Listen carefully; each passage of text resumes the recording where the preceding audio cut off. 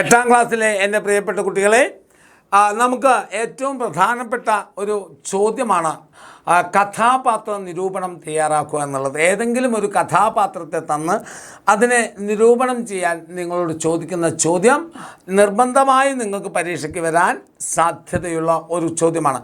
അപ്പോൾ ഒരു കഥാപാത്രത്തെ നമ്മൾ വിലയിരുത്തുമ്പോൾ, ഒരു കഥാപാത്രത്തെ നമ്മൾ നിരൂപണം ചെയ്യുമ്പോൾ നമുക്ക് ഒരുപാട് കാര്യങ്ങൾ ചിന്തിക്കേണ്ടതുണ്ട് അല്ലേ? എന്തൊക്കെയാണ് ഒരു കഥാപാത്ര നിരൂപണം ചെയ്യുന്ന സമയത്ത് നമ്മൾ ചെയ്യേണ്ടത്? പലപ്പോഴും നമ്മൾ എന്തെങ്കിലുമൊക്കെ എഴുതി വെച്ച ആ കഥാപാത്രത്തിൻ്റെ ഏതെങ്കിലും ഒരു മൂലയും പൊട്ടും പൊടിയും ഒക്കെ എഴുതി വെച്ച് അങ്ങ് പോകുന്നവരാണ്.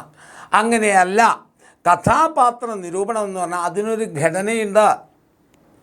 ആ ഘടന അനുസരിച്ച് മാത്രമേ നിങ്ങൾക്ക് മാർക്ക് തരാൻ പറ്റുകയുള്ളൂ.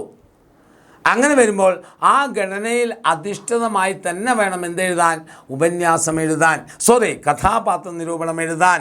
അപ്പോൾ കഥാപാത്ര നിരൂപണം എഴുതുമ്പോൾ നാം എന്തൊക്കെ ശ്രദ്ധിക്കണം അല്ലേ? നോക്കൂ, കഥാപാത്രത്തിൻ്റെ സ്ഥാനവും പ്രാധാന്യവും വ്യക്തമാക്കണം. കഥാപാത്രത്തിന് കഥയിലുള്ള സ്ഥാനം, അതുപോലെ തന്നെ പ്രാധാന്യം, ഇവ വ്യക്തമാക്കിക്കൊണ്ട് വേണം നിങ്ങൾ കഥാപാത്ര നിരൂപണം നടത്താൻ.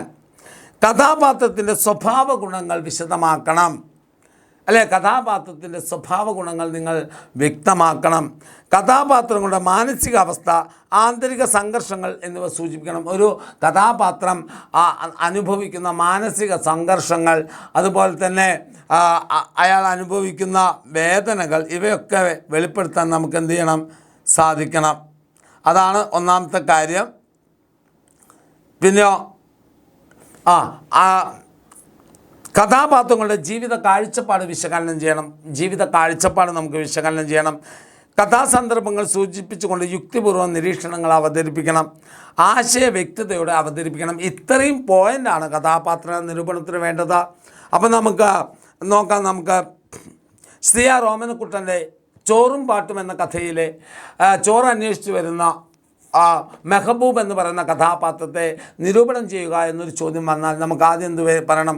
ഓമനക്കുട്ടൻ്റെ തിരഞ്ഞെടുത്ത കഥകൾ എന്ന് പറയുന്ന സമാഹാരത്തിൽ നിന്നും എടുത്ത ചോറും പാട്ടും എന്ന പാഠഭാഗത്തിലെ പ്രധാനപ്പെട്ട ഒരു കഥാപാത്രമാണ് മെഹബൂബ് എന്ന് പറയുന്ന കഥാപാത്രം അല്ലേ? കഥാകാരനും കൂട്ടുകാരും ചെലവ് ചുരുക്കലിൻ്റെ ഭാഗമായി ഏറ്റവും ലളിതമായ ഭക്ഷണ മെനു ക്രമീകരിച്ചുകൊണ്ട് പാചകക്കാരനോട് പറഞ്ഞിരിക്കുമ്പോൾ ആ കഥാകാരൻ്റെയും കൂട്ടുകാരുടെയും ഇടയിലേക്ക് പൊടുന്നനെ പ്രത്യക്ഷപ്പെടുന്ന ഒരു കഥാപാത്രമാണ് ഇതിലെ മെഹബൂബ്. ആ കഥാപാത്രത്തെയും കഥാകാരനെയും കുറിച്ചുള്ള ഒരു സൂചനയായി.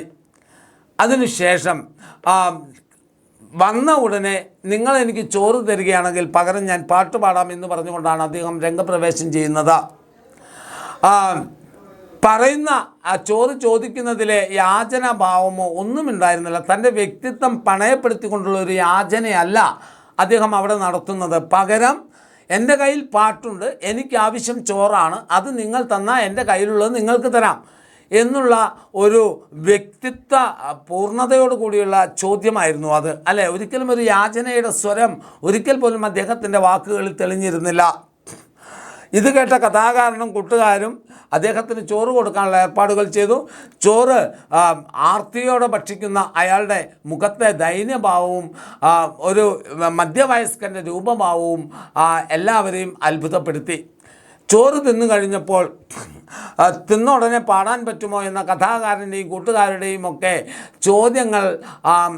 ചോദ്യങ്ങളെ ഗൗനിക്കാതെ അദ്ദേഹം നിലത്ത് ചമ്രം പടിഞ്ഞിരുന്ന് പാട്ടുകൾ പാടുന്നു. ആദ്യം കീർത്തനങ്ങളും പിന്നീട് ഹാസ്യാത്മകമായ പാട്ടുകളുമാണ് പാടുന്നത്. പാട്ട് കേട്ട ഉടനെ അദ്ദേഹത്തിന് സ്വരമാധുര്യത്തിൽ അവർ അലിഞ്ഞില്ലാതെയാകുന്നു. എന്നാൽ ആവർത്തിച്ച് കേൾക്കുന്ന പാട്ടുകൾക്ക് പകരം മറ്റ് സിനിമാ പാട്ടുകൾ പാടിക്കൂടെ എന്ന് ചോദിക്കുന്ന സമയത്ത് അയാൾ ഒരിക്കലും അതിന് വഴങ്ങുന്നില്ല അല്ലേ? അങ്ങനെ വഴങ്ങുന്നില്ല. അതിനുശേഷം നിങ്ങൾ ചോറ് തന്നു എന്ന് കരുതി നിങ്ങൾ പറയുന്ന പാട്ട് പാടാൻ എനിക്കാവില്ല, ഞാൻ എൻ്റെ പാട്ടുകൾ മാത്രമേ പാടൂ എന്ന് പറഞ്ഞപ്പോൾ ആ കൂട്ടത്തിൽ ആരോ ഒന്ന് ചോദിച്ചു, എങ്കിൽ പിന്നെ നിങ്ങൾ എന്തിനാണ് മെഹബൂബിൻ്റെ പാട്ട് പാടുന്നതെന്ന് ചോദിച്ചപ്പോൾ തലയുയർത്തി വ്യക്തിത്വത്തോടു കൂടി അദ്ദേഹം പറഞ്ഞു, ഞാൻ മെഹബൂബ് ആയതുകൊണ്ട്. അപ്പോൾ പാഠഭാഗത്ത് നിറഞ്ഞു നിൽക്കുന്ന ആത്മസംഘർഷങ്ങൾ അനുഭവിക്കുമ്പോഴും തൻ്റെ വ്യക്തിത്വം കാത്തു സൂക്ഷിക്കുന്ന കഥാപാത്രമാണ് ആര്? മെഹബൂബ് എന്ന് പറയുന്നത്. ഇങ്ങനെ വേണം നിങ്ങളൊരു കഥാപാത്രം എഴുതാൻ. നിങ്ങൾക്ക് കഥാപാത്രത്തിന് ഏറ്റവും സാധ്യതയുള്ള മറ്റൊരു കഥാപാത്രം ജോസഫ് എന്ന് പറയുന്ന കഥാപാത്രമായിരിക്കും. അപ്പോൾ കഥാപാത്രം വന്നു കഴിഞ്ഞാൽ ഇത്തരത്തിലുള്ള സൂചനകളൊക്കെ വെച്ചുകൊണ്ട് വേണം നിങ്ങൾ എഴുതാൻ. ഓക്കെ മക്കളെ.